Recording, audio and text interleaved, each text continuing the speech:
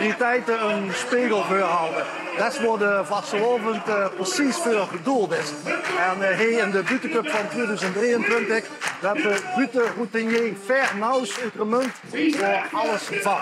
In Limburgs mij door het politieke geweld van de Nieuwe Zee. Trump is back. Vernaus Oetremund.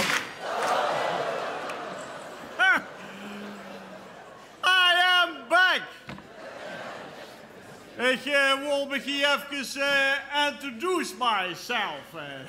I am Trump. I am Donald.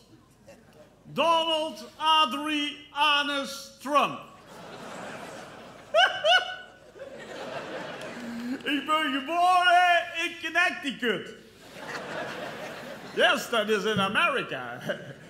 Hey, maar my parents, mijn olu, die hebben jarenlang gedacht dat ik was hoogbegaafd. Maar ja, wie ze me hebben getest op COVID-19, zijn ze er toch achter gekomen dat ook ik in de slag in koffer heb. Ik heb zelf jarenlang gedacht dat USB een buurlijnoor van de USA. It's not that. Hey, maar ik kom hier net aanrijden met mijn limousine, staat hier voor de deur en de man met een ganse kale kop en sigaretten roken. Ah, Trumpie, zei er, kent ze mij niet meer? Ik heb vroeger nog bij dich op de legere school in de klas gezeten. Ik zeg, I am sorry, maar ik kan me dich niet herinneren. Trouwens, bij mij op de legere school zo in de klas ook nevens mij in de kale kop. Ik zeg maar, weet je wat de beste manier is om te stoppen met roken? Dan moest ze alleen nog maar roken na de seks. Dan rookt ze steeds minder. Hey, maar by the way, wie was de best president van Amerika? Kennedy? Die ken ik niet.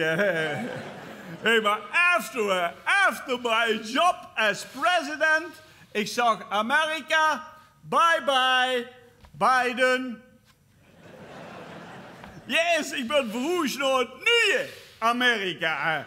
Horse Amerika. Bitoverland. Het is een kwestie van geduld totdat Trumpie Limburgs spreekt. I leer hier plat praten. I was one day in this country en ik was Amerika aan het Limburgs uitspreken. Luister, Amerika, wat? Yes, ik woon dan Horse Amerika in een tiny house, 2 onder 1 kap, energie-neutraal. Maar die huizen die zijn gehuurig. Die huizen die zijn zo gehuurlijk. Als ik met mijn vrouw Melania in bed aan het seksen ben, dan begint de buurvrouw te kumen. Ja, dan komt die klaar. Hé, maar met de buren, many problems. Many problems. Die hebben een herdershond. En iedere keer als we 's avonds naar bed gaan, dan begint je een herdershond te blaffen. Eergisteren ook weer. Ik word op een gegeven moment zat. Ik stond op. Kroep even later weer terug erin. Ik lig net achter die gebreide boeks bij Melania. Toen zei die Donald, hoe bent je geweest? Ja, ik zei, ik heb een hond voor de buren bij ons in de tuin aan een boom gebonden. Nu ken je die van die neven en zuren wie het is als een hond van de buren die hier loopt. Hé, maar Peoples, wat mij ergert, dat zijn allemaal die grappen over mij op social media. Facebook, Twitter, WhatsApp. Hier op Facebook.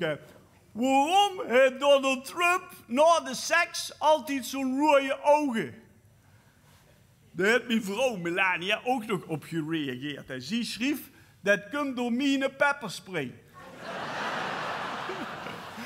Fake news. En hier op Twitter. Wat is het verschil tussen Donald Trump en een vibrator? Donald Trump is een echte lul. Donald Trump is een echte lul. En meneer Sheriff, Donald Trump is een echte dikpik. Ik wist eerst helemaal niet wat een dikpik was. Heb ik eens gegoogeld. Oh my god. Meneer, geeft ook dikpik? Of klein trompettertje? Ik heb gisteravond mijn eerste dikpik verstuurd. Yes! En vanmorgen heeft mijn oudste zuster me goed de familie-app verwijderd.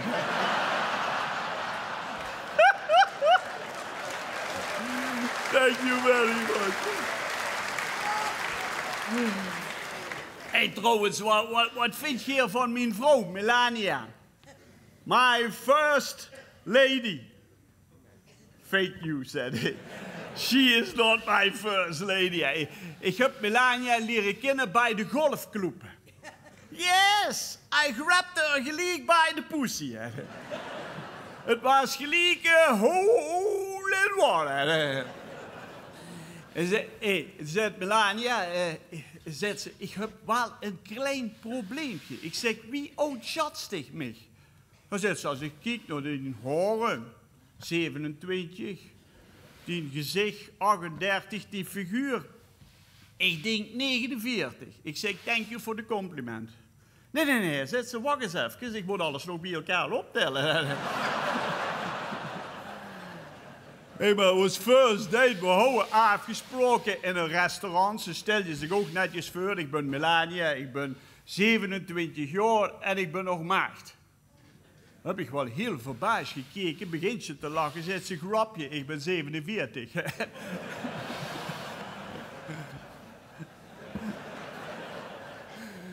Ik zeg, maar juist zag ze dat ze 3 keer getrouwd was geweest. Klopt, zegt ze. Mijn eerste man, dat was de gynaecoloog. Als ik me uitkleed, je wilde er alleen maar herkijken. En mijn tweede man, dat was een psycholoog. Als ik me uitkleed, je wilde er alleen maar over kallen. En mijn derde man, zegt ze. Mijn derde man, dat was een postzegelverzamelaar. En daar mis ik, zegt ze.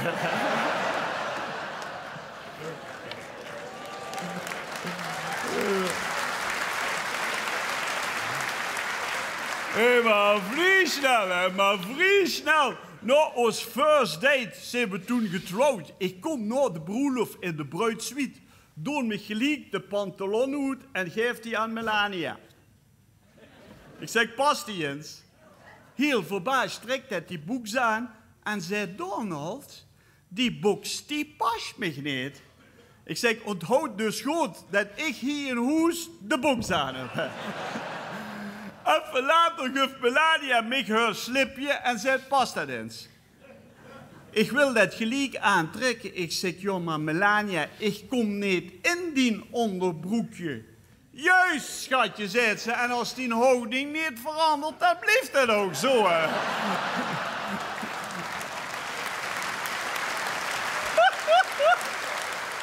Hey, en ik word zenuwachtig, hè, want dat leut zich neven me op dat bed vallen. Ik nog even gauw naar de wc. Ik kom van de badkamer af. Ik word zenuwachtig. Ik word zo zenuwachtig. Ik gooi die van zenuwen het gebit in bed en zelfs sprong ik op het nachtkastje in een glaas water.